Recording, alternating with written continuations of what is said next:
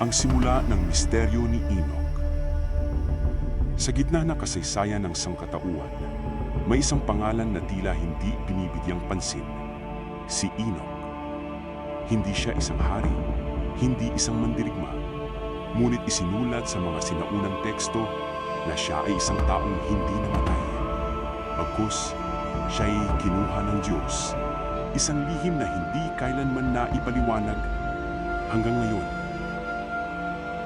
Pagkakakilanlan kay Enoch. Si Enoch ay binanggit sa Genesis 5:24. Lumakad si Enoch na kasama ng Diyos at siya'y nawala sapagkat kinuha siya ng Diyos. Sa lahat ng salinlahi mula kay Adam hanggang kay Noah, siya lamang ang inilarawan bilang isang taong kasama ng Diyos sa napaka-espiritual na paraan. Ngunit ano ang ibig nitong sabihin? At ano ang kanyang iniwang aklat, ang Book of Enoch? Ang unang aklat ni Enoch. Ang aklat ni Enoch na hindi isinama sa karamihang Biblia ay isang sinaunang teksto na naglalaman ng kakaibang mga propesiya, misteryo ng langit at mga nilalang na bumagsak mula sa kalangitan. Ito ay nahati sa 5 bahagi. Ang aklat ng mga tagapangalaga, ang aklat ng mga talinhaga, ang aklat ng mga astronomiya, ang aklat ni Enoch kay Matusila, at ang aklat ng mga pangitain. Ang bawat bahagi ay tila sumasalamin sa kaalaman na higit pa sa panahon ni Enoch. Mga anghel na nahulog, the Watchers. Ayon sa aklat ni Enoch, mayroon mga tagapangalaga, mga anghel na ipinadala upang bantayan ang sangkatauhan, ngunit sila ay bumagsak. Sila'y nagmahal sa mga anak ng tao at nagturo ng mga bagay na ipinagbabawal ng Diyos, mahika, digmaan, kosmetika at iba pa. Ang resulta, isang lahi ng higante, ang mga Nephilim.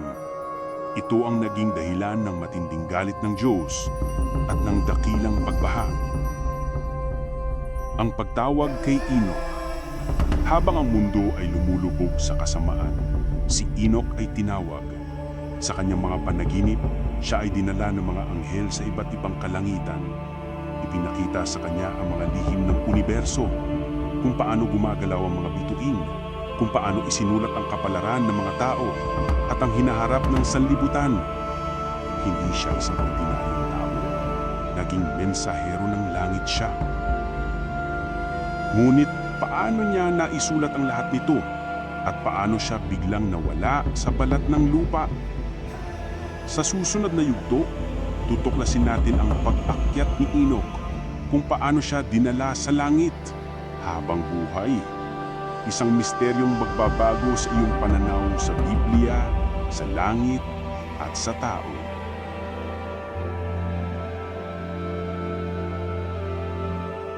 Ang pag-akyat ni Enoch sa langit. Sa nakaraang yugto, nalaman natin ang kakaibang buhay ni Enoch, isang taong isinama ng Diyos at isinulat ang mga lihim ng langit. Ngayon, ating susundan ang pinaka-hindi kapanipaniwalang bahagi ng kanyang buhay, ang pag-akyat niya sa langit habang siya ay buhay pa. Una, ang pagdadala kay Enoch. Isinalarawan sa aklat ni Enoch kung paano siya dinala ng mga anghel mula sa lupa. 3 anghel ang bumaba mula sa kalangitan.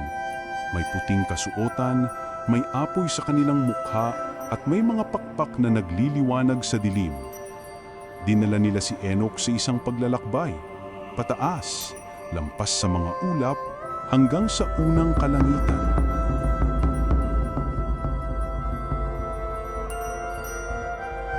Sa unang langit, nakita niya ang mga bituin at ang mga tagapangalaga ng ulap. Sa ikalawa, mga anghel na nagbabantay sa mga kalamidad, bagyo, apoy, yelo. Sa ikatlong langit, isang lugar ng kagandahan, paraiso ng mga matuwid.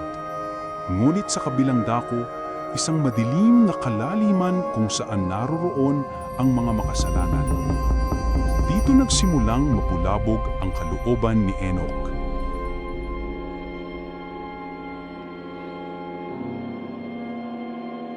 Sa ikaapat na langit, nasaksihan niya ang araw at buwan at ang kanilang mga tagapamahala. Ikalima, nakita niya ang mga nilalang na umaawit araw-gabi, walang tigil, mga anghel na puro pagsamba.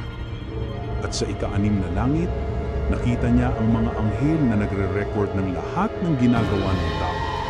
Mga tagasulat ng langit, lahat ng salita, kilos at iniisip ng tao ay may tala. Nakakatakot mang isipin, ngunit ito ang katotohanang inihayag kay Enoch.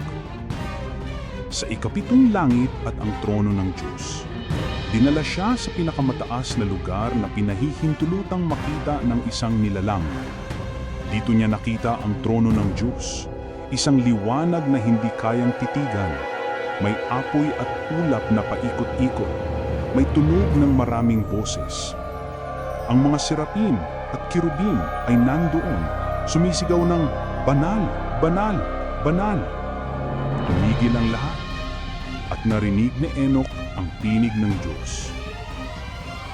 Pangmamagitan ng pahintulot sa misyon, hindi namatay si Enoch, bagkus siya ay pinili upang maging tagapagtala ng langit, isang tagapagsalita ng mga propesiya para sa hinaharap ng sangkatauhan. Binigyan siya ng aklat at tinta na hindi galing sa mundo, at siya ay inutusan. Isulat mo ang lahat ng iyong nakita upang sa mga huling araw ay mabunyag ang katotohanan. Ito ang simula ng aklat ni Enoch. Sa susunod na yugto, sino ang mga rebelde sa langit at bakit sila bumagsak mula sa kalangitan? Sundan ng lihim ng mga tagapangalaga, ang mga anghel na sumuway at ang kanilang kapalaran.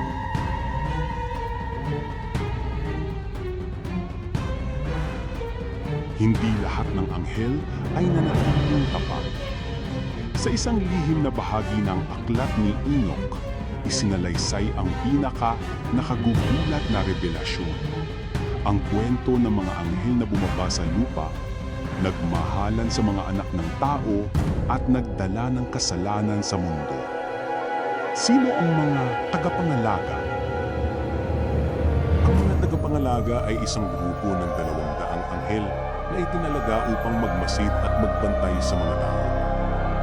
Ngunit sa halip na maging gabay, sila ay naging dahilan ng pagbagsak ng lahi ng tao. Pangunahan sila ni Semjaza, ang kanilang leader, na nagsabing, tayo'y bababa at pipili ng asawa mula sa mga anak ng tao. Ang mga anghel ay bumaba sa Mount Hermon, kung saan sila sumumpa sa isa't isa na hindi mag-iiwanan sa kasalanan. Sila ay nakipagrelasyon sa mga kababaihan at nagkaanak ng mga higante, ang tinatawag na Nephilim. Ang mga Nephilim ay malalaki, mararahas at walang habas na kumain ng mga tao at hayop. Isang lahi ng kadiliman ang isinilang sa mundo. Ang mga lihim na itinuro sa tao, hindi lamang relasyon ang ginawa ng mga tagapangalaga. Tinuturuan nila ang tao ng mahika, paggawa ng sandata, pag-aayos ng mukha gamit ang pampaganda, at iba pang lihim ng langit. Tinuruan ni Azazel ang tao kung paano pumatay gamit ang bakal. Ang kababaihan ay natutong gumamit ng pangakit. Ang mga lalaki ay natutong makidigma. Ang sangkatauhan ay biglang bumilis ang pag-unlad, ngunit sa maling direksyon. Ang galit ng langit. Ang langit ay nagalit. Ang mga anghel na tapat ay lumapit sa Diyos at humingi ng hustisya. Sinabi kay Enoch, isulat mo ang hatol para sa mga tagapangalaga. Hindi na sila makakabalik sa langit.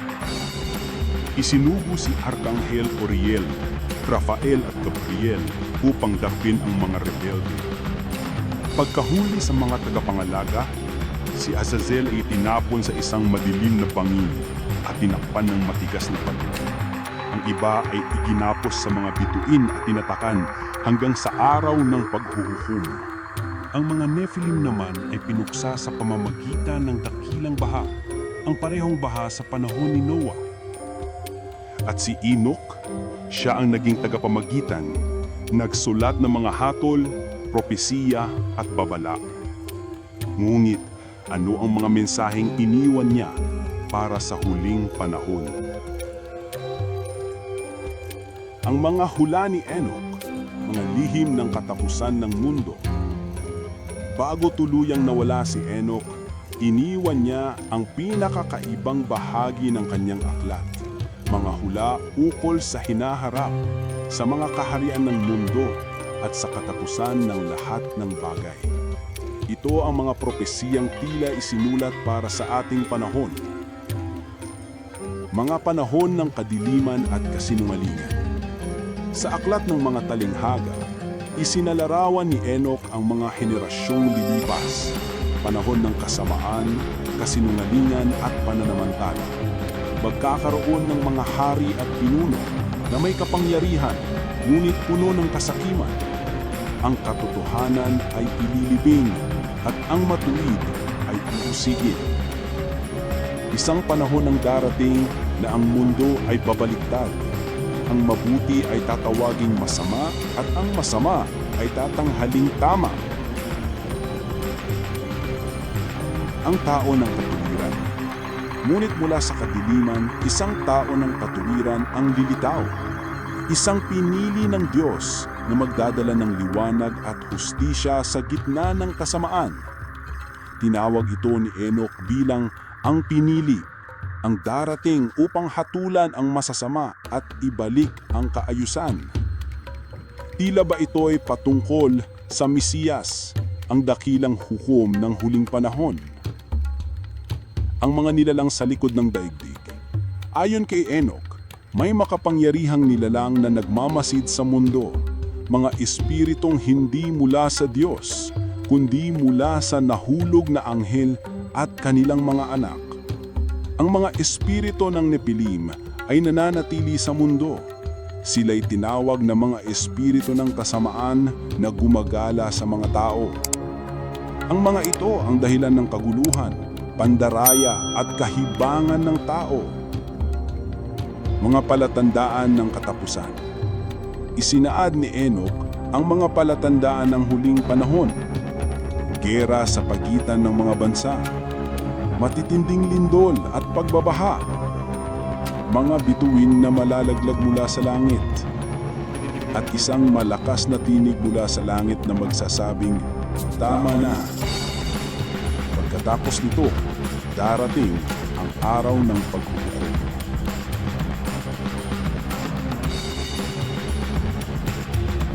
Babala at pag-asa. Hindi takot ang layunin ng mga hula ni Enoch, kundi babala. Babala na may pag-asa, sapagkat ang mga matuwid ay ililigtas at ang mga tapat ay gagantimpalahan. Isang bagong langit at bagong lupa ang ihahanda ng Diyos. Isang mundong walang kasalanan, walang digmaan, walang kamatayan.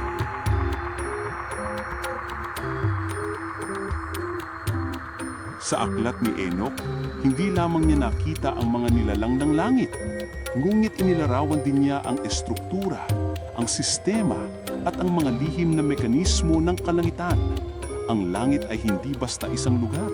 Ito ay isang malawak na kaharian na may antas, mga silid, mga tagapamahala at mga layunin.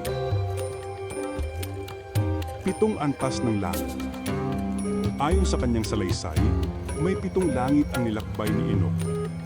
Sa unang langit, naroon ang mga ulap, hangin at bituin, mga tagapagmasid ng panahon.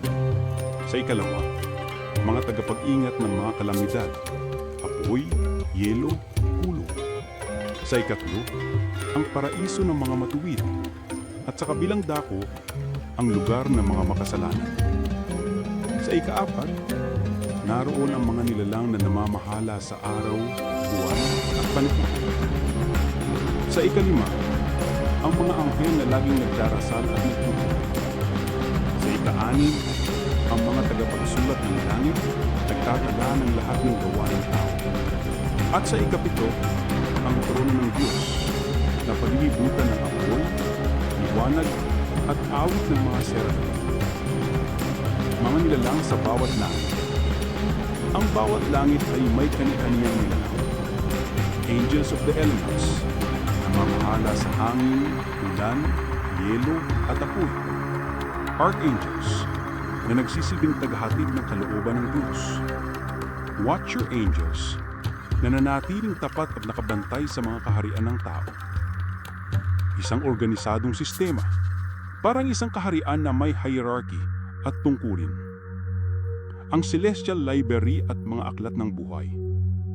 Dinala si Enoch sa isang napakalawak na silid na puno ng liwanag. Dito niya nakita ang mga aklat ng buhay kung saan isinulat ang lahat ng pangalan ng mga nabubuhay pati ang kanilang gawa at iniisip. Ang mga aklat na ito ang magsisilbing batayan sa paghahatol sa huling araw. Naroon din ang mga tala ng bituin, pag-ikot ng mundo, at mga misteryong hindi kayang abutin ng isip ng tao. Ang bahay ng liwanag. Sa gitna ng langit, nakita ni Enoch ang tinatawag niyang bahay ng liwanag, isang lugar kung saan nagmumula ang liwanag ng sansinukob. Dito niya nasaksihan ang liwanag ng araw, buwan, at ang mga nilalang na tagapangalaga ng mga ito. Ang lahat ay gumagalaw ayon sa utos ng Diyos. Kaya't ang langit ay hindi basta misteryo. Ito ay organisado, tahimik, at banal. Pagbabalik ni Enoch at ang kanyang misyon. Pagkatapos ng kanyang paglalakbay, ibinalik si Enoch sa lupa. Ngunit ibang-iba na siya. Taglay niya ang kaalaman ng langit at ang bigat ng mga lihim na ipinagkatiwala sa kanya. Binalaanan niya ang mundo. Ang langit ay may mata. Ang bawat kilos ay may tala. At ang bawat lihim ay ibubunyag sa tamang panahon.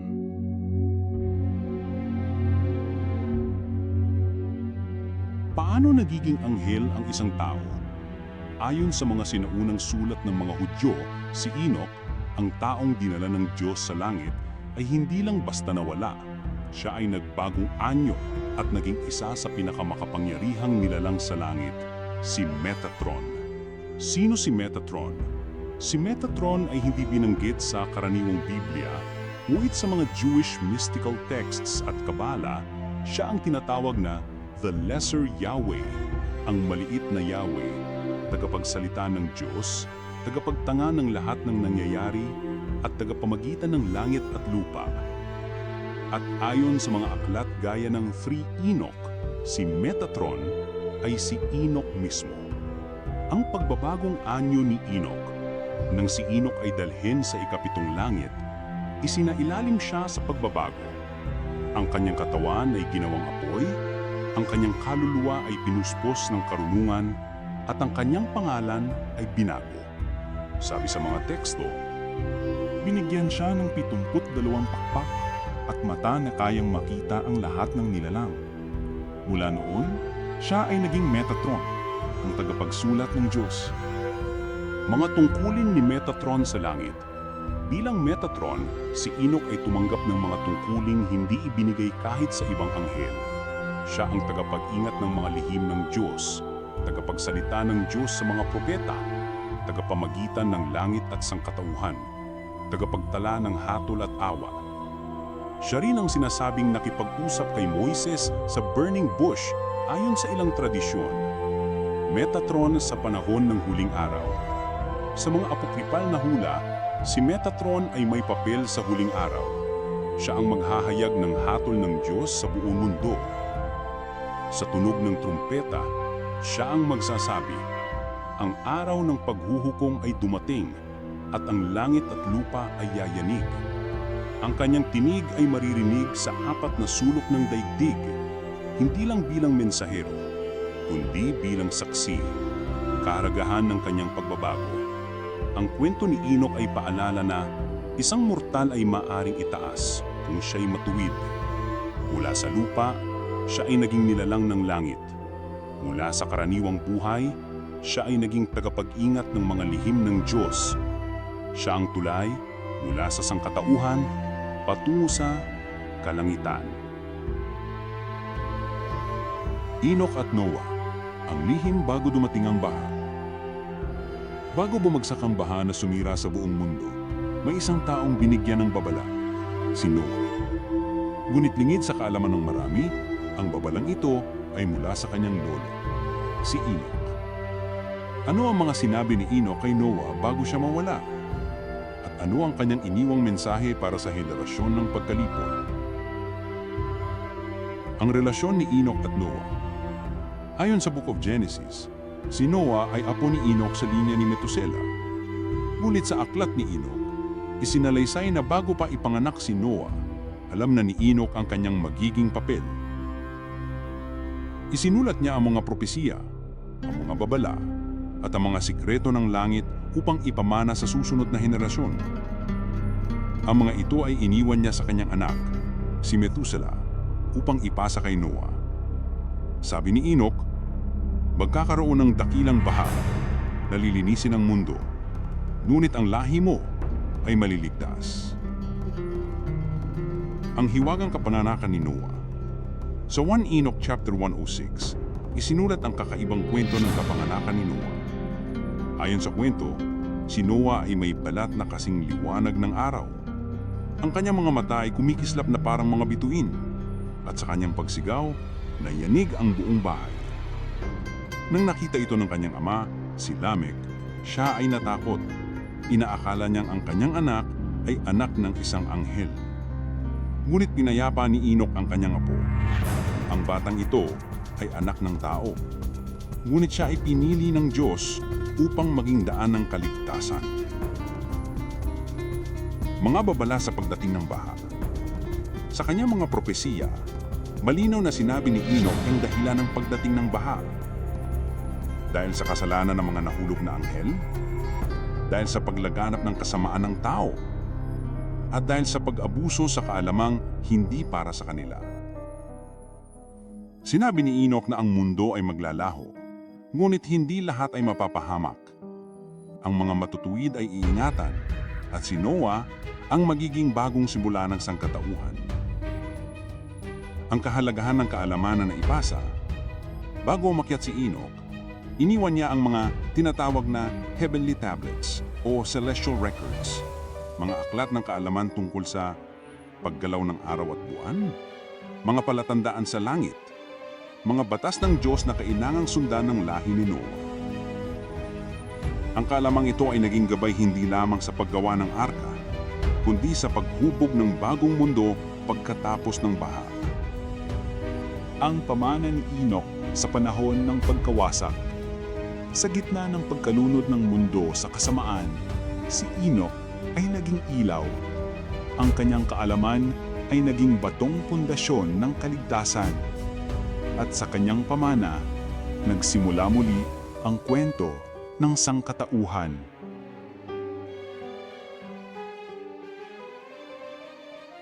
Aklat ng astronomiya, ang kaayusan ng langit ayon kay Enoch. Bago pa man nauso ang teleskopyo o agham na tinatawag nating astronomy, isinulat na ni Enoch ang mga lihim ng araw, buwan, bituin at panahon. Ito ang tinatawag na aklat ng astronomiya, isang bahagi ng kanyang aklat na tila siyensya ng langit. Ang lihim ng araw at buwan. Ayon kay Enoch, may mga anghel na inatasan upang pamahalaan ang galaw ng araw at buwan.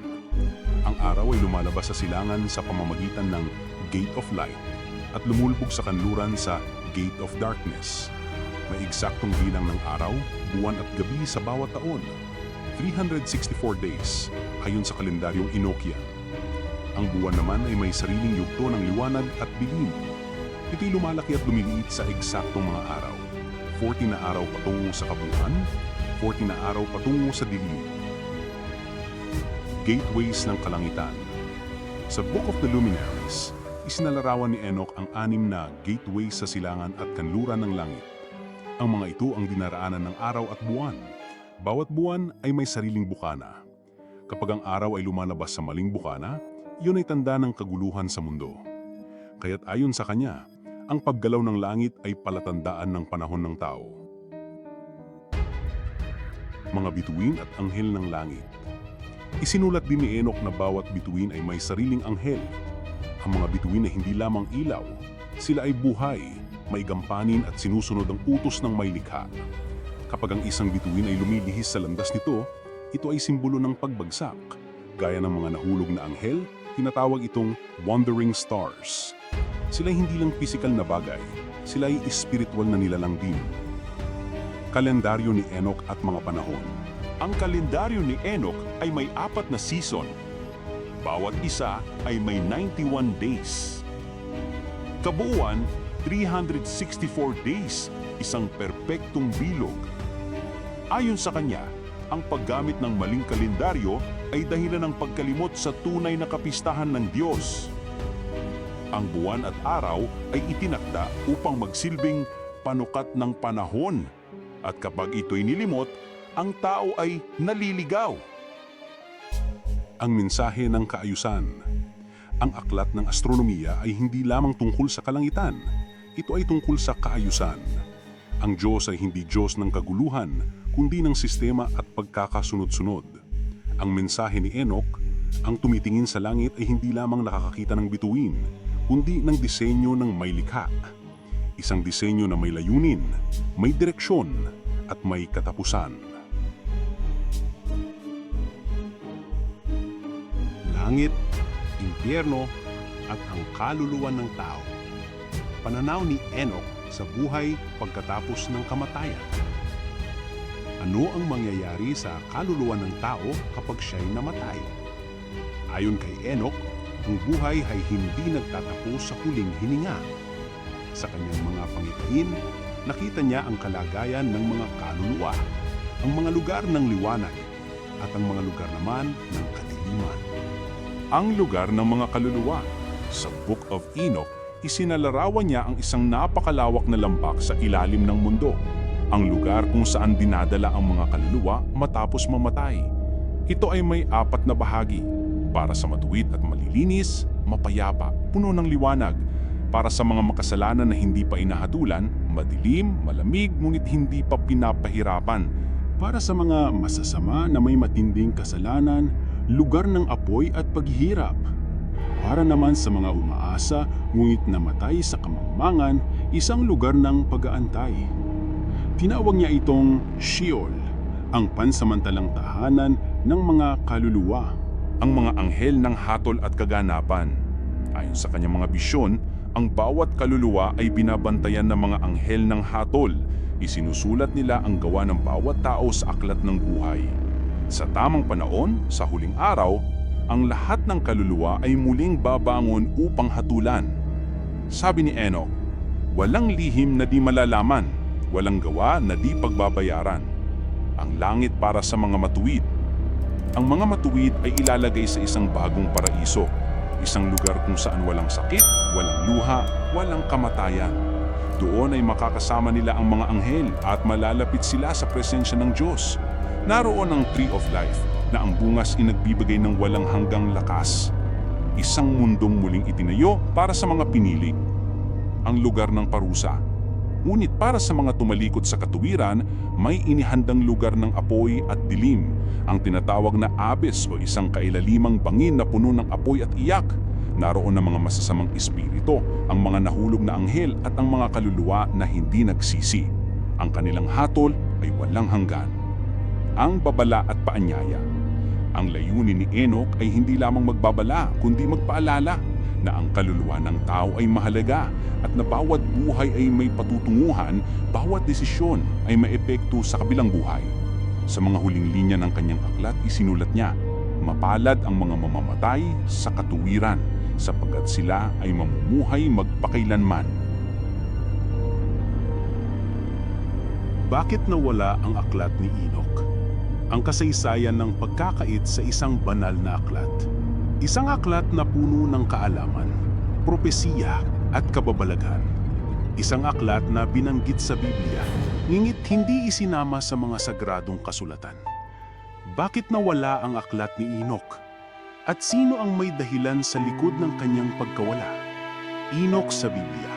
Binanggit si Enoch sa Genesis 5:24. Si Enoch ay lumakad na kasama ng Diyos, pagkatapos ay nawala siya, sapagkat kinuha siya ng Diyos. At sa Judas 1:14-15, sinipi mismo ang kanyang propesiya. Narito, dumating ang Panginoon kasama ang libu-libong banal upang hatulan ng lahat. Mulit, bakit hindi isinama ang buong aklat? Kung siya ay tapat sa Diyos at kanyang aklat ay naglalaman ng mga babala para sa sanlibutan, bakit ito tinanggal sa opisyal na Biblia? Ang panahon ng pagkawala. Noong panahon ng Council of Laodicea at Council of Nicaea sa ikatlo at ikaapat na siglo, ang mga simbahan ay pumili ng mga aklat na ituturing na canonical. Dahil ang aklat ni Enoch ay puno ng mga kakaibang nilalang, propesiya at anghel, ito ay itinuring na masyadong apokaliptiko at pinaniniwalaang delikado para sa karaniwang mambabasa. Inilagay ito sa mga apokripal na kasulatan, mga aklat na hindi ipinagbabawal ngunit hindi rin kinikilalang banal. Mga nagtanggol sa aklat. Bagamat ito'y tinago, maraming sinaunang Kristiyano ang nagbigay galang sa aklat ni Enoch. Tertullian, isang early church father, ay sumulat na ito ay dapat isama sa banal na aklat. Sa simbahan ng Ethiopian Orthodox, ito ay itinuturing na bahagi ng kanilang Biblia hanggang ngayon. Sa loob ng libu-libong taon, ang aklat ni Enoch ay nawala sa maraming bahagi ng mundo hanggang sa ito'y muling matagpuan sa isang kuweba sa Abyssinia o Ethiopia noong ika-20 siglo. Muling pagkakatuklas. Noong 1773, si James Bruce, isang European explorer, ay nakatanggap ng kopya ng aklat ni Enoch mula sa isang monasteryo sa Ethiopia. Dito muling nadiskubre ang buong teksto, isinalin sa Ingles at unti-unting pinag-aralan ng mga skolar. Kasunod nito, nakakita rin ng mga fragments ng aklat ni Enoch sa Dead Sea Scrolls na nagpapatunay na ito ay ginamit ng mga sinaunang Hudyo at grupo ng mga Essenes. Ang mensahe sa likod ng pagkakait. Ang pagkakait sa aklat ni Enoch ay paalala na hindi lahat ng mahalaga ay madaling makita. Minsan, ang katotohanan ay tinatago, ngunit hindi kailanman nawawala. Ang kanyang kwento ay muling lumitaw sa panahon ng kaguluhan upang ibunyag ang mga lihim ng langit, ng tao at ng darating na wakas.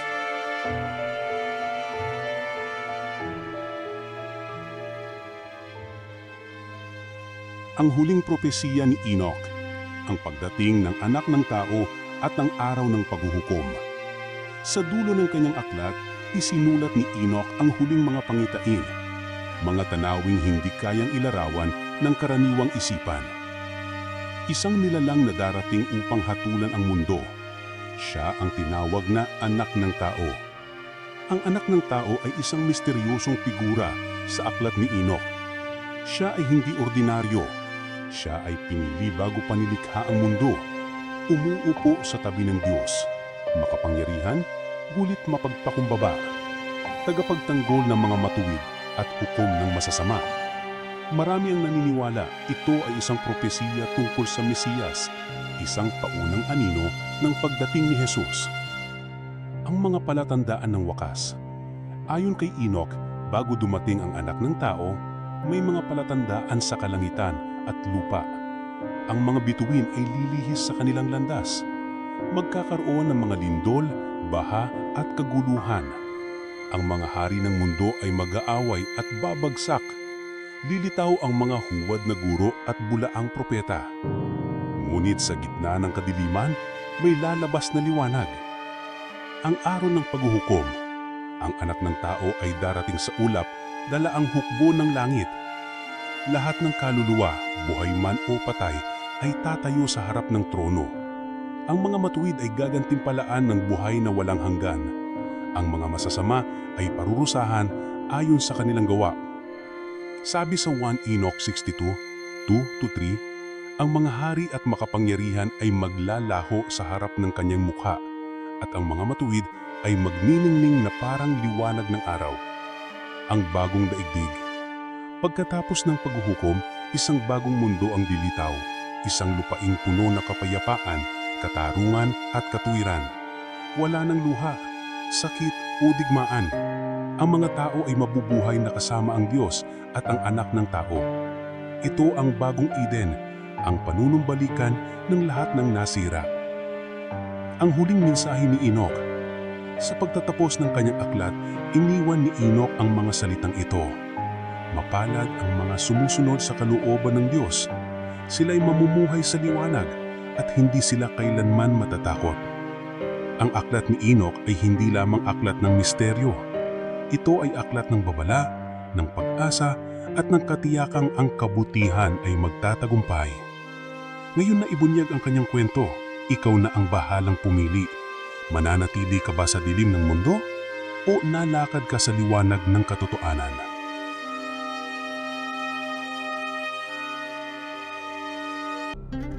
Righteous angels, the holy watchers and archangels.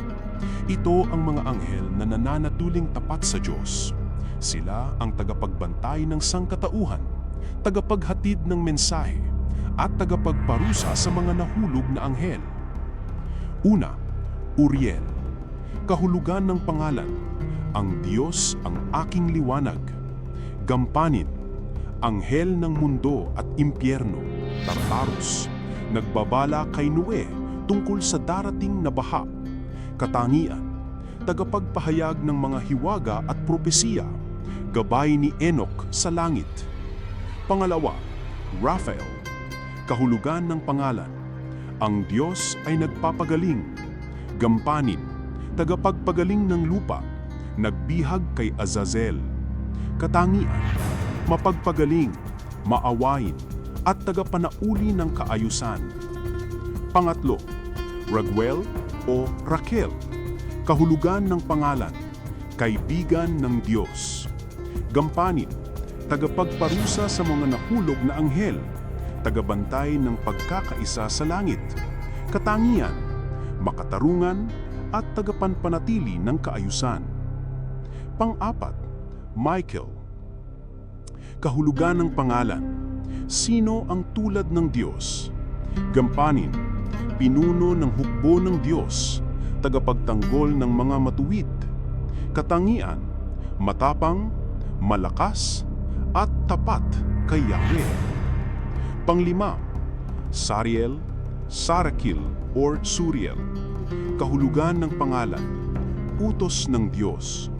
Gampanin, tagabantay ng mga espiritong makasalanan, minsang itinuturing bilang anghel ng kamatayan.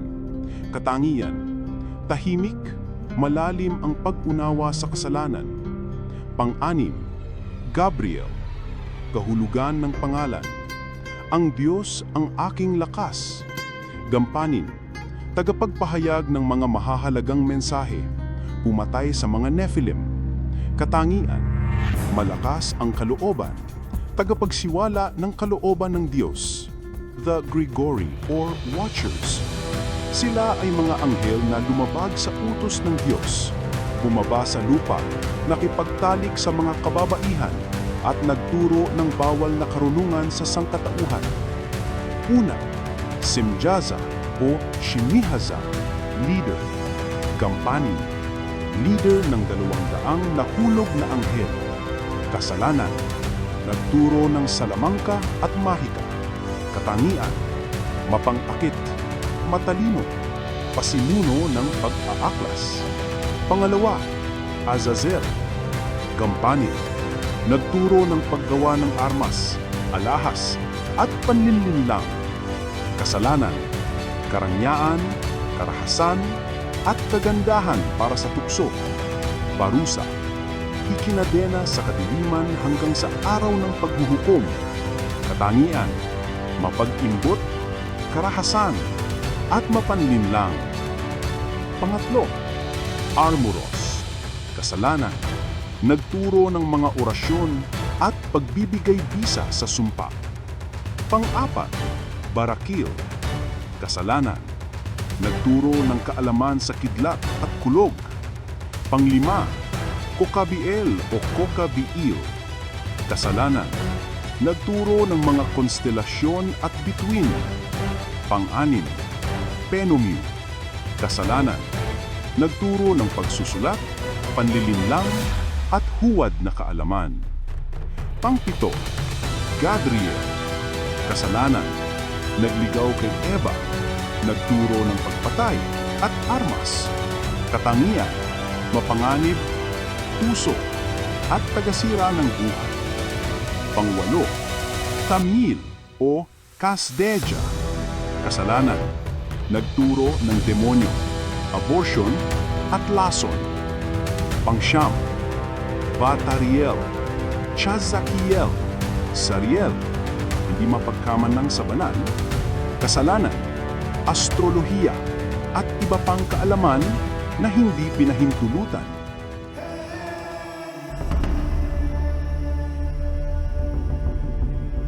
Ang aklat ni Enoch ay isa lamang sa maraming lihim na unti-unting ibinubunyag sa ating panahon. Ang kanyang kwento ay paalala na sa likod ng katahimikan ng kasaysayan may mga tinig na pilit isinantabi, ngunit kailan may hindi pinatahimik ng liwanag ng katotohanan. Kung nagustuhan mo ang kwentong ito, huwag kalimutong mag-like, mag-share at mag-subscribe para sa mas marami pang makasaysayang dokumentaryo na gaya nito sa wikang Tagalog. I-follow muli ng aming channel para sa susunod na kabanata ng mga kwento ng pananampalataya, misteryo at propesiya mula sa kasaysayan. Hanggang sa muli, ito ang inyong kaibigan sa kwento ng mga nakalimutang panahon. Paalam at pagpalain kanawa ng may kapal.